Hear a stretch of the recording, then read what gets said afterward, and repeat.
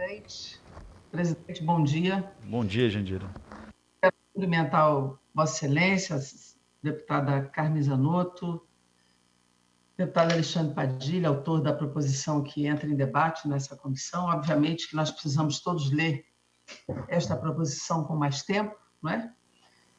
Cumprimentar também os governadores, todos os convidados, nossos técnicos, epidemiologistas, os representantes da FEComércio do Rio de Janeiro, doutor Antônio, Paulo Scaff e demais pessoas que acorrem a essa comissão para contribuir com as nossas formulações e pensamentos, né?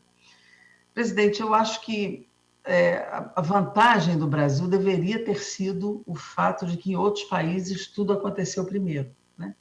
Seja o início da pandemia, seja a mudança do clima.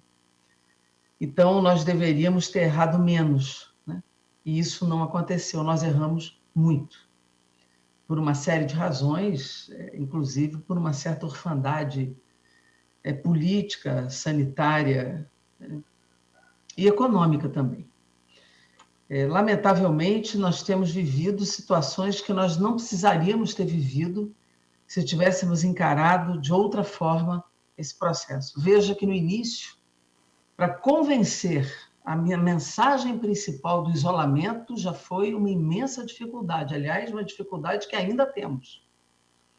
E agora, quer dizer, fazer a chamada parametrização, né, da própria discussão de como abrir, como voltar à atividade econômica, se deve voltar, como voltar e como fazer isso acontecer, é um debate extremamente importante, nós devemos fazer e devemos criar exatamente esses parâmetros. Esse debate nós começamos há algum tempo, né, e acho que esses critérios, de fato, eles devem ser erguidos pelo Parlamento brasileiro na medida em que, se nós deixarmos, como disse o governador Wellington Dias, não pode engessar, obviamente, porque esse Brasil é imenso e tem características muito diferenciadas. No entanto, é importante criar alguns critérios técnicos para ajudar, para dar um certo comando técnico ao país. Mas a palavra territorializar, ela é muito importante, só que eu não consigo ver isso só do ponto de vista regional. Eu queria dar um exemplo da cidade onde eu vivo, que é a mesma do deputado Luizinho, no sentido aí regional, apesar de que ele mora numa cidade ou noutra. Mas, assim, o Rio de Janeiro também é necessário que se territorialize, entre aspas, dentro da própria cidade. O Rio de Janeiro, diferente de algumas outras cidades, tem realidades muito diferentes por área de planejamento. E dentro da área de planejamento, há realidades muito contrastadas também.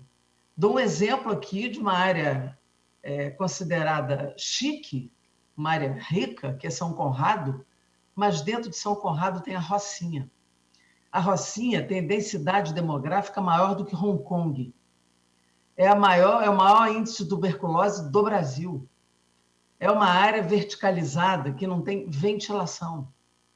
Essa região é completamente diferente da sua base, que é o asfalto de São Conrado, que é repleto de mansões e de prédios de luxo.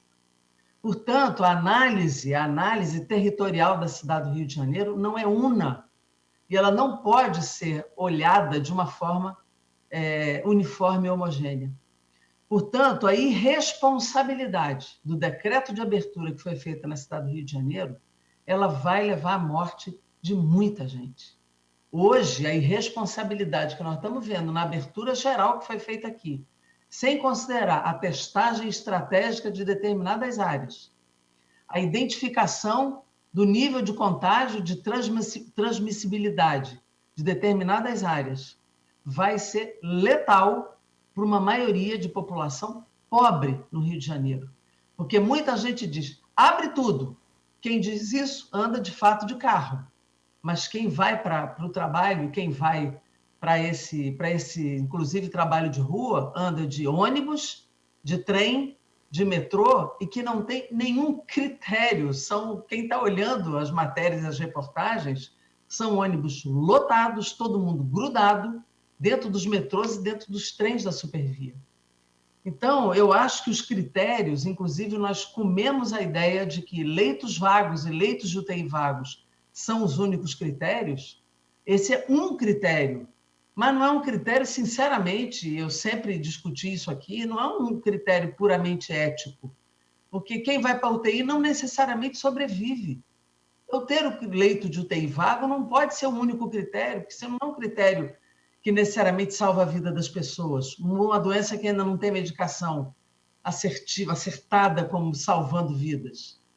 Então, eu quero aqui levantar uma questão, deputado Luizinho, que a testagem estrategicamente definida, já que não tem teste para todo mundo, dia 2 de abril, nós indicamos ao Ministério da Saúde a testagem estratégica, que eu vou fechar, de comunidades de densidade demográfica elevada. Isso essa comissão fez essa indicação ao Ministério da Saúde. A atividade em campo, a gente está falando isso todo dia, de ir lá identificar, olhar, fazer o isolamento prévio para diminuir o grau de transmissibilidade. A testagem estrategicamente definida. E também observar territorialmente dentro da mesma cidade o diferencial de onde vivem as pessoas e a possibilidade de contágio, isso é definidor, na minha opinião, para a curva e para a abertura ou não de determinadas atividades, não só na região, naquele território, mas também dentro da própria cidade, isso também tem que ser olhado. Então, é teste, né? A capacidade de proteção social dessa população, Pedro Tourinho falou isso aqui, nós temos que testar, temos que ver a capacidade de atendimento, temos que ver o transporte coletivo e temos que ver a proteção social. Essa extensão do auxílio emergencial até dezembro, sem reduzir o valor e a proteção do emprego. E aí, doutor Antônio Queiroz, a questão do crédito, dizer, o dinheiro foi para o banco, mas o governo não definiu as regras de crédito que possibilitassem a micro e a pequena empresa, de fato, acessar esse crédito. 1%, 2% das micro e pequenas empresas acessaram. Então, o aspecto econômico, vinculado à questão do transporte coletivo e a testagem estrategicamente definida nas áreas de densidade são fundamentais. E aí não é só a região, é dentro da própria cidade. Eu queria levantar isso como um critério importante para a nossa análise dentro do próprio projeto de lei. Obrigado, presidente Luiz. Obrigado, deputada Jandira. Concedo a palavra ao deputado Jorge Sola.